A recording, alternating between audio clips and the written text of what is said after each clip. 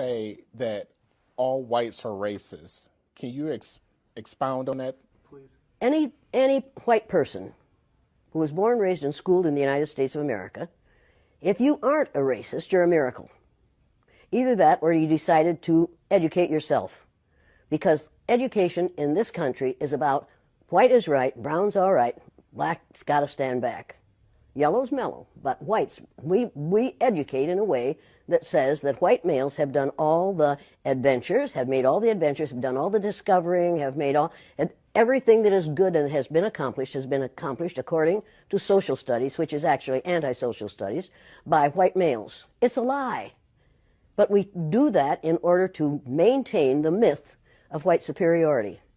The myth of race has to be maintained at all costs in this country. Because if white people have to give up the color of their skin as being something that makes them perfect, what do they have left? If we start teaching the truth about history, if we start teaching about Nile Valley contributions to civilization, it will totally change the way we conduct ourselves in the classroom. It will have to. Columbus didn't discover America. You can't discover a place where people are already living. But we celebrate that every October. It's a lie. We need to get over, we need to stop telling the myths and start telling the truth.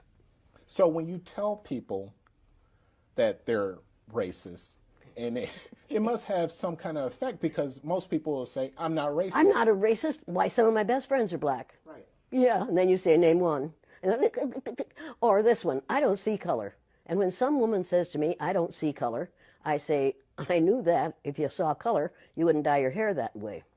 Or I say, if you saw color, you wouldn't wear that shirt with those pants. I believe that you don't see color. It's an attempt to deny skin color. And it's an attempt to deny what's wrong with seeing the color of my skin. Is it all right for you to see me kind of pink? That's okay for me. I don't mind. And I suspect that you don't mind being seen the color you are. You have a right to be what you are.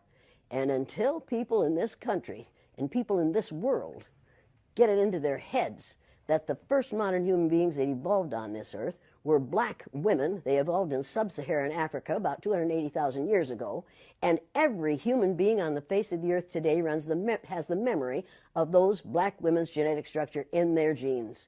Now, we don't want to admit that, but that's the way it is. And as people moved farther and farther from the equator, their bodies produced less and less melanin, so their hair, their skin, and their eyes got lighter. As they moved into the east, they ate a lot of fish and a lot of vegetables, so their skin took on a different tone. I found that out when I was raising little kids. My husband worked in a supermarket. He was the head of the produce department. And they had lots of oranges that they couldn't sell. He'd bring them home, and I was feeding my kids orange juice like you never saw in your life. They began to have an orange cast to their skin. I thought they had a liver problem. So I took him to the doctor, and she said, what are you feeding these kids? I said, well, lots of orange juice. She said, stop it if you want them to stop being orange. Now, if you think that skin color isn't anything other than the body's natural reaction to the natural environment, get over it. So if all white people are racist, according to you, can they be reprogrammed? Of course they can. Of course they can. Of How? course they can be. It's called education. I'm an educator. The word educator comes from the root duc dus, which means lead, the prefix e, which means out, the suffix ate, which means the act of, and the suffix or, which means one who does. An educator is one who is engaged in the act of leading people out of ignorance.